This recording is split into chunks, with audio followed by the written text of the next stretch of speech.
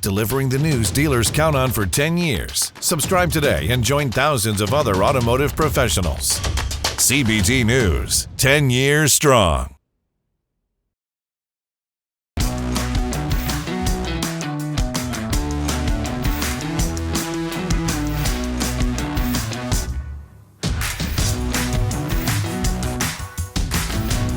You're watching Inside Automotive with Jim Fitzpatrick. With today's economic headwinds and dealers making deals again, is now a good time to buy or sell? Today, we are joined once again by Farid Ahmad, who is the founder and CEO of DSMA, a leading dealership buy-sell firm, to walk us through his recommendations for the year ahead. Welcome back to the show, Farid. So glad you could take the time out of your schedule. Thank you so much for having me again. Sure. Really appreciate it. So there is a lot of noise out there right now. What impact has the 2023 volatile, economy had on the automotive M&A activity that we see out there? I think the most obvious one is the increase in rates. The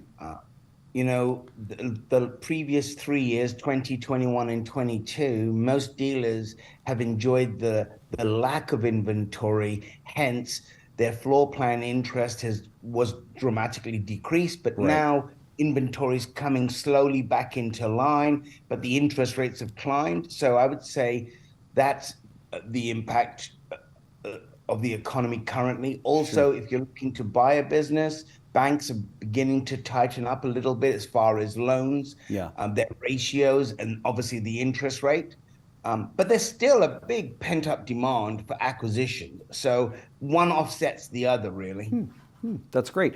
We saw this bank failure that made headlines, and did that have any impact? Are there smaller banks that are tightening up, and therefore dealers are affected in that regard? A great question.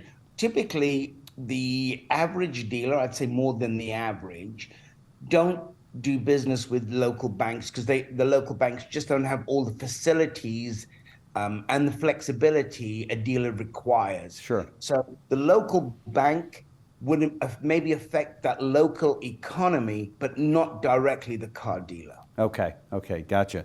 And what kind of impact does this have on dealership values?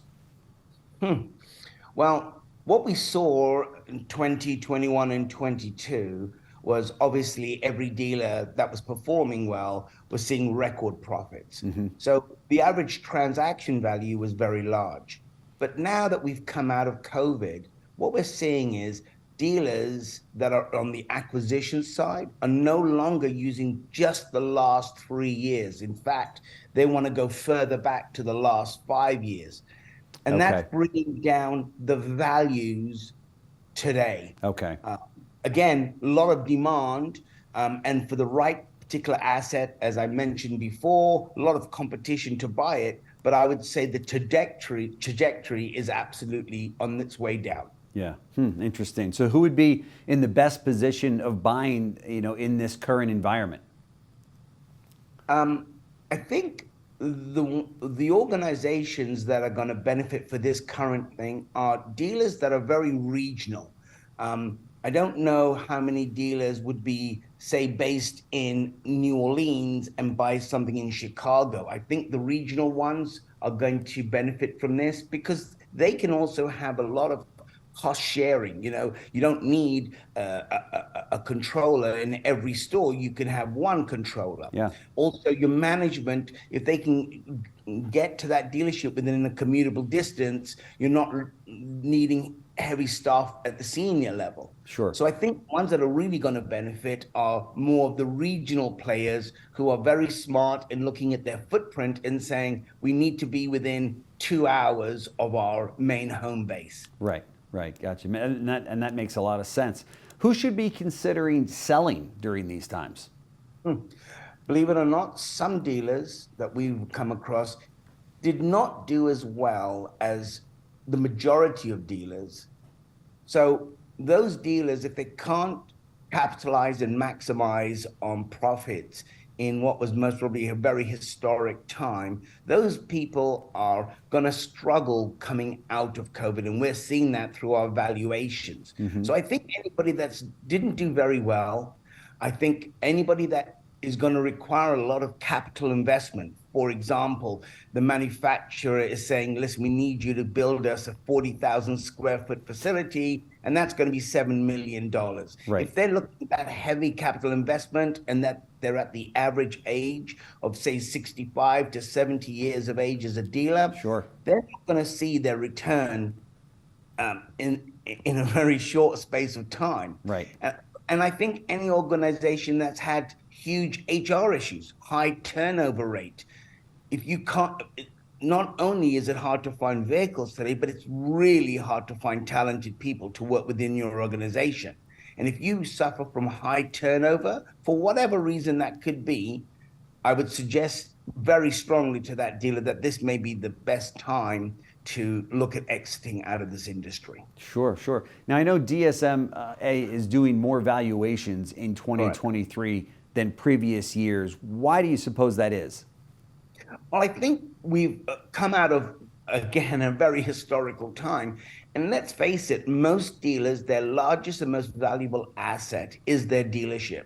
But they've got no idea of what that's worth today. So they're coming to us and saying, can you give us an evaluation? Now, they're doing it for various reasons. They could be looking at successorship. They could be looking at to sell out to a partner. Sure.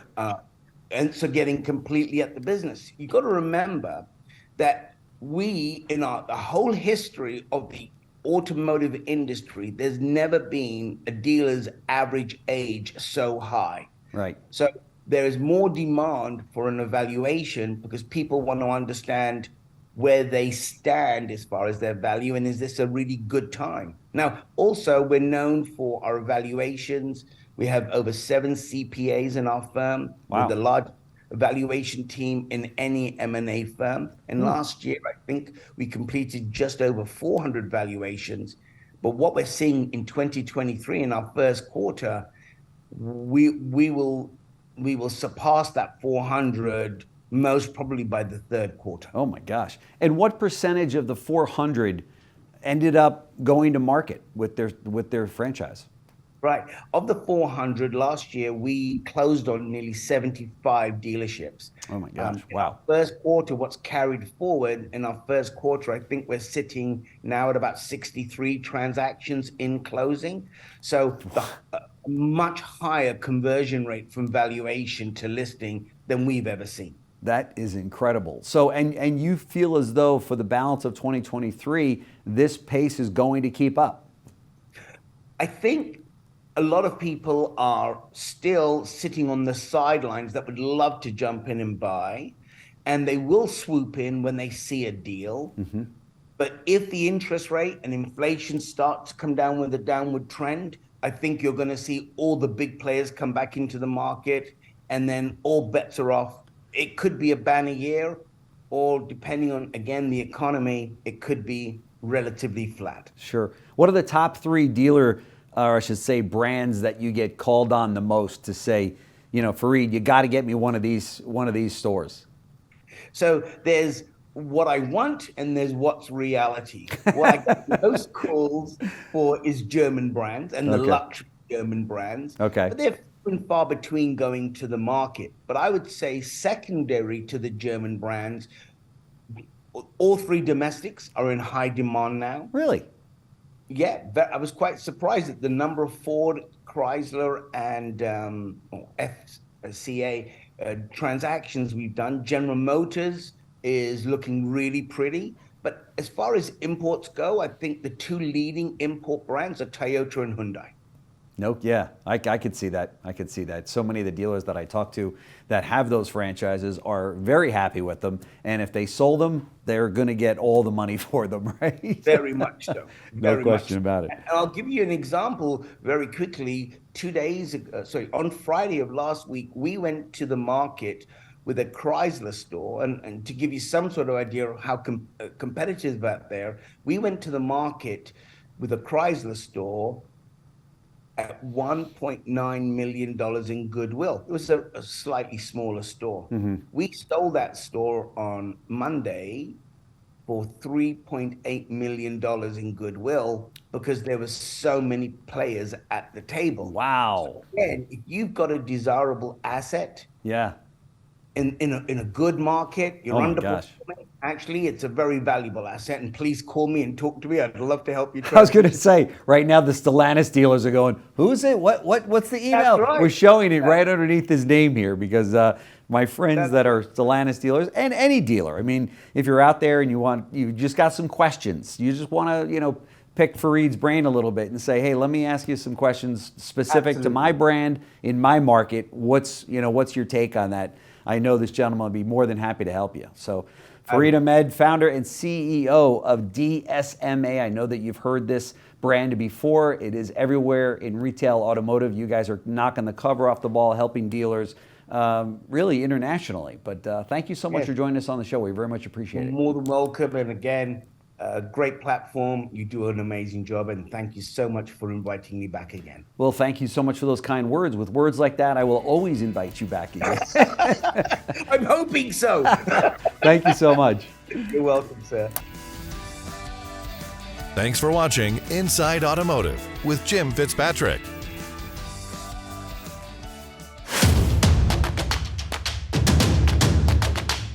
Join the #1 most watched newscast in the automotive industry. CBT News. Subscribe today.